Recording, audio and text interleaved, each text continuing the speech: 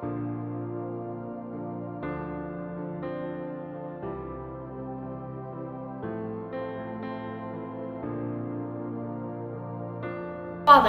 why do we make the sign of the cross on our head, lips, and heart before we listen to the gospel?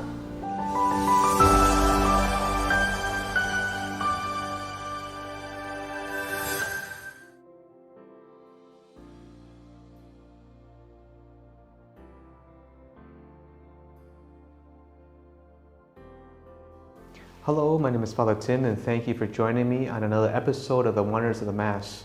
Have you ever wondered what some of the signs and symbols and gestures that we do at Mass really mean?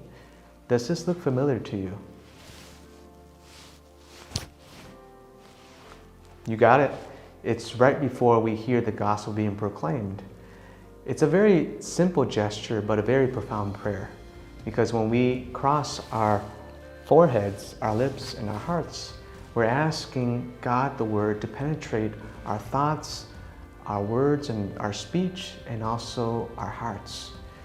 Right before the gospel is going to be proclaimed by the priest or deacon who says, a reading from the Holy Gospel according to Matthew, Mark, Luke, or John, the congregation while standing after the gospel acclamation says, "Glory to you, O Lord."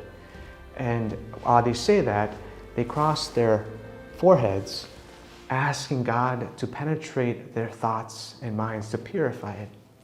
He also crosses our lips so that the Word of God can transform our speech to share His love with those around us. And we cross our chests, our hearts, so that this Word can penetrate and help us to love God more and our neighbor.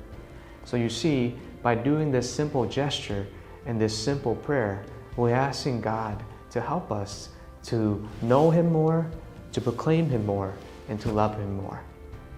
Next time when you're at the Mass, I invite you to make that simple prayer in your hearts and to recall that we can ask God to open our minds and our lips and our hearts to receive His Word and to proclaim it. My name is Father Tim, and thank you for joining me on this Wonders of the Mass episode.